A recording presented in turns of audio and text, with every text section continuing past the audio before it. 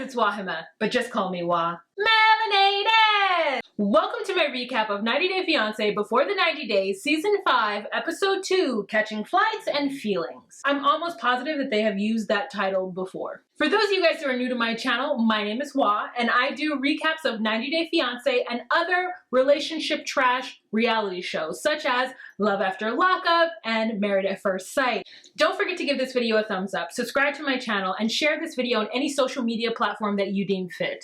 If you'd like to drop a tip in the tip jar, you can do so below. Please check the description box. All right, you guys, let's jump right into this episode. The first couple that we are going to talk about, Mike and Ximena. Y'all, let me get my notes.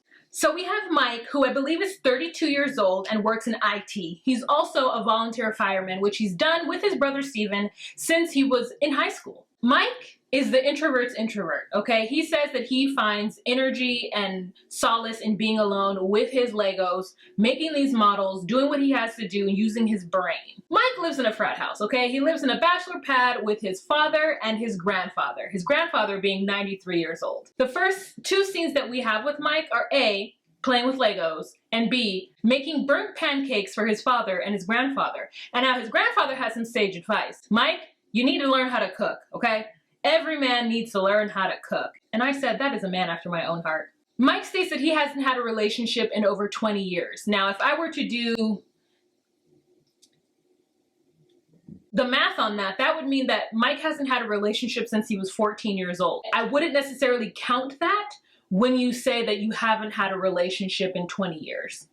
Mike has been in a one-year relationship with Ximena, and Ximena lives in Colombia.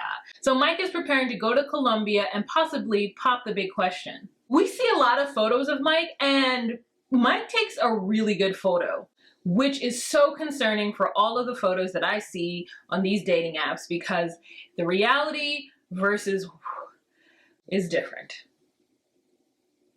We see pictures of Ximena and they are filtered to the high heavens. Girl, I hate a filtered picture. So truthfully, if Ximena is disappointed in the way that Mike looks, I think that he should feel the exact same way, because those filters change her features in a way that is almost deceptive. Decepticon.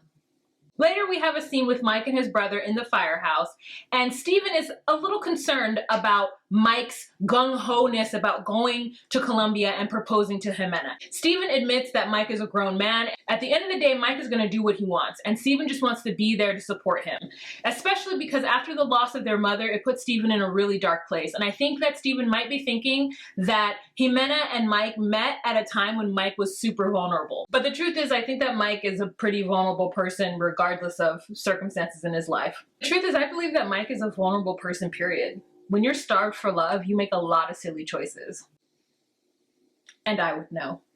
Later on with Mike, we meet his best friend and his best friend's wife, Nelsie. Mike's best friend doesn't seem like somebody who would be Mike's best friend. I feel like what happened is that they were really good friends in like junior high, and then they didn't talk all of high school, most of their 20s, and then they rekindled their relationship in their 30s when his best friend like grew up and realized that Mike is the kind of friend that you should have. Mike's best friend is like Leprechaun in the Hood.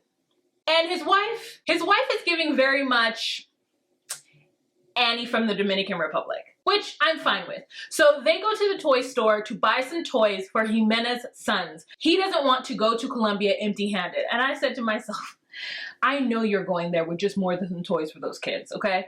Mike lets us know that he has paid for things for Ximena. He's helped her out with rent. He's bought her a washer and dryer. You know what I'm saying? He's done those things that I think is a rite of passage for any American who is trying to woo a foreigner. Gangsta Patty O'Malley, the leprechaun, tells the cameras that these are all red flags. Air raid sirens, there is an emergency service going across your TV screen. Honk the horn, pump the brakes. Mike is in trouble, mayday, mayday. But there's nothing they can do about it. So they pick out some toys for the kids. The producers managed to get the clerk from the toy store to give an opinion on what she thinks about Mike finding love in Colombia. And all she has to say is, if things don't work out, at least he'll get some good coffee out of it. I really do think that the Mike and Ximena storyline is going to be filled with hilarity, because Mike is awkward. I mean, I know that he's going to give Paul a run for his money. The next couple that we're going to talk about is Memphis and Hamza. Okay, so we start out this episode with Memphis being dropped off at her foster sister Ingrid's house because Ingrid is going to drop her off at the airport later. And as we see Memphis getting out of the car, I realize that she is a little bitty thing because it feels and it looks like her luggage is almost as tall as her. Now, as somebody who just finished doing a lot of traveling, I know the human to luggage ratio. She struggle buses herself up into Ingrid's apartment and then really wants some bacon because she says she's not gonna get bacon for the next 3 weeks. Is bacon that important in your life? And Ingrid's like, girl, you sure ain't gonna get no bacon. Oh yeah, you going over there, well, I don't eat no bacon. No bacon? Okay, girl, I'll make you some bacon. What's this Sara Lee white bread? Butter and jelly? Got you cooking. They shoot this scene 2 different times because Ingrid has 2 different color lipsticks on. I was like, why did your lipstick keep changing, man? Also, what color is that? When Memphis starts to talk to Ingrid about her relationship and chemistry with Hamza, she says, you know my relationship with him and you know my chemistry with him. And Ingrid's like, no, I don't. And she's like, well, you've seen it. And she's like, not in person. And Memphis is like, well, you've seen it on FaceTime. And she said, that's not a way to get to know somebody through FaceTime. And Memphis says, well, it is enough for us. And this is when I know, looking deep into Memphis's eyes, that she's actually a crazy person. That she has actually lost her mind and we are watching a woman just leap out into faith and only stay afloat based on wishes and good thoughts. Because nothing about her plans or designs when it comes to Hamza and their relationship and him coming to the US makes any sense in this reality. I'm gonna let Memphis live her fantasy and I want her to take me into her world so I can see what it's like. Ingrid is worried that Hamza doesn't really know Memphis. She says that Memphis is a hothead and is impulsive. Whoa, wow. That is interesting information. Ingrid is really worried that Hamza does not know who he is dealing with, that he doesn't know the real Memphis. I'm like, if your own sister will talk about you like that, then it has to be 100% true. The next couple that we're going to talk about is SojaBoy and Kimberly.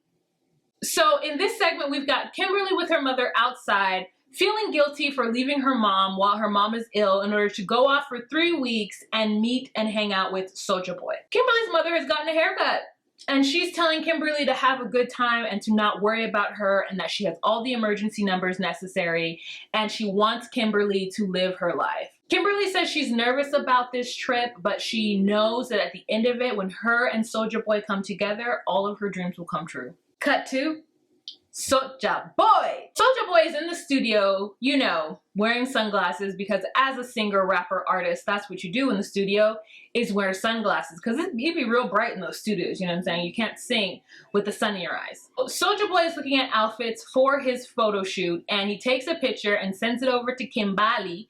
And his friends are like, you don't even need to be thinking about her right now. You need to focus. Don't send the picture to her, send it to me. And he's like, no, I want her to know that I am thinking of her.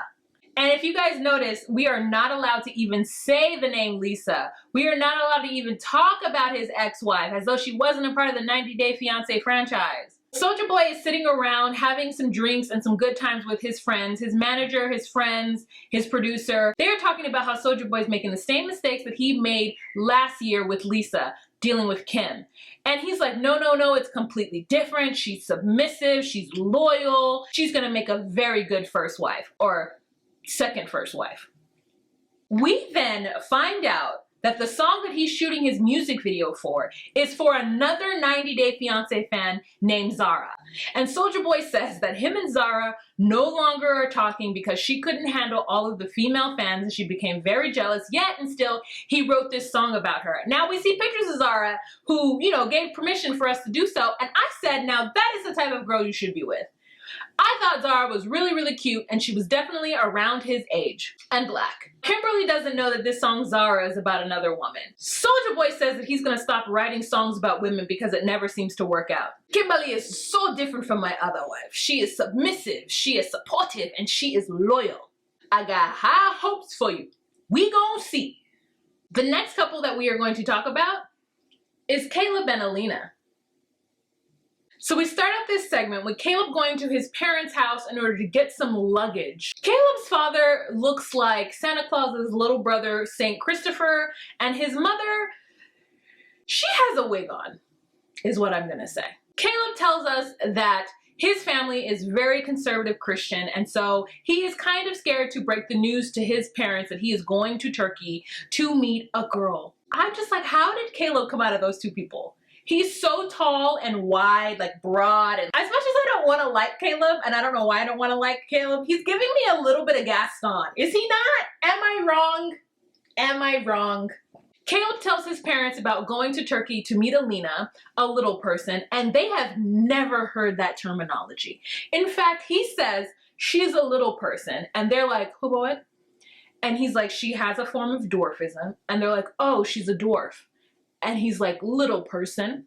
And the mother's like, so how are you guys gonna have kids? And he's like, well, we're not there yet. I mean, I've just known her for 13 years, however, we haven't met, and we're now starting to go into a romantic side, and so we won't know. I won't know anything. That's why I'm going to Turkey to visit her. And his parents are very concerned. And I'm like, you guys know that he has the upper hand in this situation, right? They're so conservative and so American that they can't even fathom him going to a foreign country, meeting a woman, let alone a little person. I didn't know that they were so like in Chandler, Arizona, you know? But you find them everywhere. His parents say that they are worried for Caleb because he is much more adventurous than they are. All right, so then we move on to Alina. Alina is packing with Elijah, and they are deciding what sexy clothes to wear and how she's gonna be, and she's talking about how nervous she is. And at some point I hear Elijah say, for real.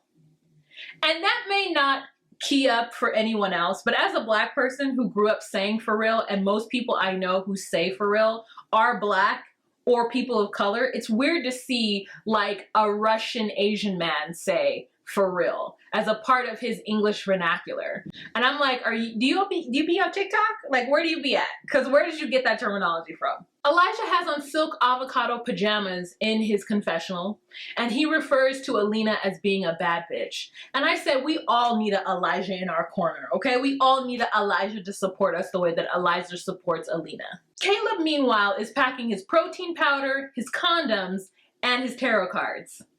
Caleb also takes a moment to talk to us about how sex with Alina might be, because he knows it's going to be different. He knows that due to her size, he's not going to be able to make out with her and have sex with her at the same time, which are really important concepts that we need to discuss here in a confessional on 90 Day Fiancé. Now we've got Alina and Elijah. They've landed in Turkey. A friend has picked them up from the airport and dropped them off at the hotel. Now this hotel. Now I could see aesthetically why Caleb picked this hotel, but this is the first sign that Caleb isn't quite understanding about Alina's needs, because this hotel does not have an elevator and they are on the 3rd floor. The guy says the 2nd floor, but I'm like, listen, the 2nd floor is 1 floor up because you're on the 1st floor. 1 floor up is the 2nd floor. The next floor is the 3rd floor. And you can fight me on this if you want to, but you're not gonna win.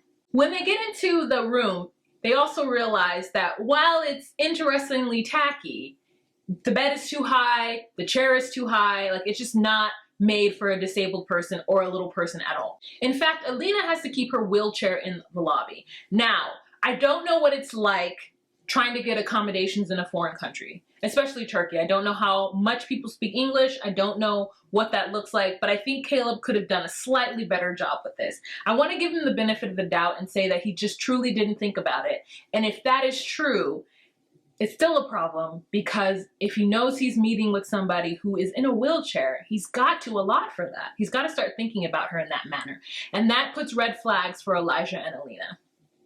Now, Caleb is about to land, and Alina wants Elijah to go with her to the airport, but then she wants him to leave thereafter so that Caleb and Alina's first interaction is just them alone. I understand Alina's perspective, but I really do think that Elijah should hang around, because then it's gonna be great maybe when they first meet each other, but they're gonna have a whole lot of awkward moments when you're gonna expect somebody who's been traveling for 30 hours to all of a sudden manage his luggage and you in your wheelchair. I think that's a lot. I think that he would need to see Elijah kind of perform those duties first so that he really starts to understand what he's getting himself into. And Elijah feels the same way too. And now I don't mean to make it seem like Alina is such a burden, but I just think there needs to be some kind of understanding to the fact that he's not going to live up to her expectations right away, and at least giving him an example of what a day with her or even a trip with her would look like would be helpful. I love it when people are like, oh my God, I've been traveling for 30 hours and I smell. I always think like, what are you doing? What, are you running? You're sitting down the most of the time. Like, how do you smell? Now, 30 hours is a lot. Okay, 30 hours is over 24. And if you don't bathe in, you know, at least every 12 to 24 hours, there can be a funk. But I'm like, that bad? His scene in the washroom, like washing up before he meets Alina, was like giving me a lot of Darcy when she first got to London to meet Tom. A lot of Angel, you know what I'm saying? But I'm just like, y'all be real stressed and pressed. Listen, if I fly 30 hours to somebody and they're telling me or worried about the way I smell, absolutely not. I brush my teeth, you'll be fine. Take me to the hotel. All right, the last couple that we're going to talk about, Jasmine and Gino, my gringo bonito. So we meet Jasmine. We've got this annoying scene. Body shots of Jasmine working out, hanging out in the pool, telling the cameras that she thinks that men are intimidated by her because she's so smart and she's so beautiful. She's got 2 sons, one of which is with their father and the other one is in the countryside with her mother because he has some kind of disability, and therefore him being in the city during quarantine is not a good fit. So right now she has a roommate, and because of that, Gino has rented an apartment for his stay there, and so that's where she'll be staying for the duration of this filming. Jasmine says that because men are intimidated by her, she has a hard time dating in Panama. She also says that she is tired of dating dumbass men, and girl, I feel you. So she then tells us that her and Gino have like a secret little language and they baby talk to each other. Who is my little baby? Who is my Latina bonita? I could, like who, I don't want any, I don't need that. I don't need it. But Jasmine loves it, okay? She loves it because she feels like that is their cute, special little language. Jasmine in general is sick of men. She's sick of men, they're liars and they're cheaters. After all of her experiences, this is what she's come to the conclusion of. And she says that no matter how perfect you are, how together you put yourself, how beautiful you are, that it's never enough. Jasmine has a little moment with her friend who comes over to help her set up the apartment for Gino's arrival. And the friend is like, you don't trust him. This isn't going to work out, but I wish you the best of luck.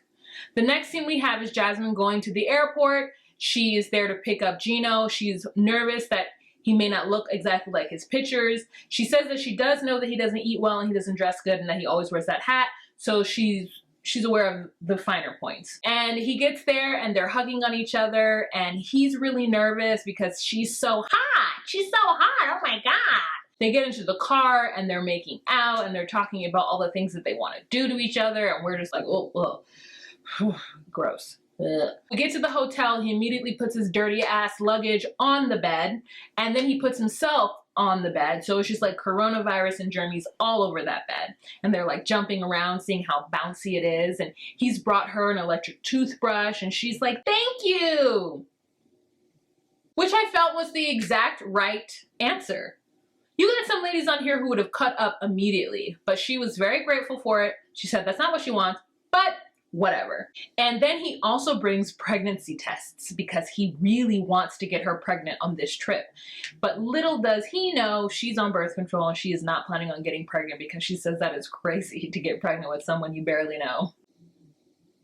And I said at least one of them has sense. So they're laying on the bed being really cutesy wootsy with each other and she gets his phone because his phone has an alert on it. And then she's like, give me your password. And he's like, what? You want my password? And she's like, yes. Give me your password. And he's like, why do you want my password? And then she's like, because I want to see if you're being a good boy. Now give me your password. And he's like, oh, okay. You want my password? Okay. And then she's like, thank you, baby. Okay, let's go out to eat.